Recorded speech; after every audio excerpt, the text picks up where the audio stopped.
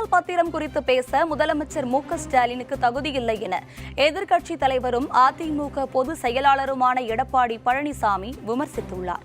சேலம் கோட்டை மைதானத்தில் நடைபெற்ற பரப்புரை பொதுக்கூட்டத்தில் பேசிய அவர் அதிமுக முன்னாள் அமைச்சர்கள் மீது ஸ்டாலின் பொய் வழக்கு போடுவதாக சாடினார். திமுக அமைச்சர்கள் ஒவ்வொரு துறையிலும் ஊழல் செய்து கொண்டிருப்பதாக அவர் விமர்சித்தார்.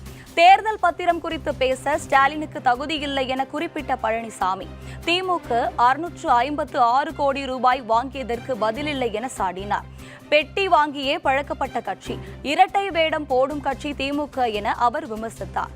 விலைவாசி உயர்வை பற்றி திமுக அரசுக்கு கவலையில்லை எனவும் ஆசையை தூண்டி மக்களை ஸ்டாலின் ஏமாற்றுவதாகவும் குற்றம் சாட்டினார்.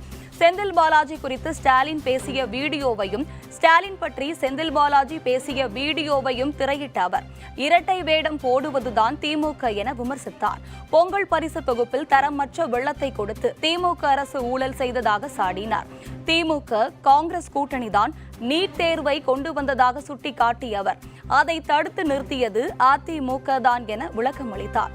போதைப் பொருள் பறிமுதல் விவகாரத்தை சுட்டிக்காட்டி பேசிய எடப்பாடி பழனிசாமி கட்சியினரையே கட்டுப்படுத்த முடியாத ஸ்டாலினிடம் நாட்டை கொடுத்தால் அவ்வளவுதான் என வசைபாடினார்.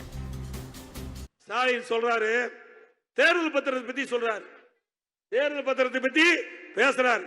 இவருக்கு தேர்தல் பத்திரத்தை பேசுறதுக்கு என்ன தகுதி இருக்குது? இவரே 656 கோடி தேர்தல் பத்திரம் மூலமாக திமுகவுக்கு நிதி வாங்கி இருக்கிறாங்க. இன்னைக்கு மத்தியில தேசிய கட்சிகள் ஆயிரக்கணக்கான கோடி வாங்கிட்டு இவருக்கு பொறுக்கல. எங்க நமக்கு இவ்வளவுதான கம்மியா கொடுத்துட்டாங்க. அதனால இவர்கள் வேண்டுமென்றே திட்டமிட்டு மற்றவர்களை பேசி இவர்களை தப்பிக்க பார்க்கிறாங்க.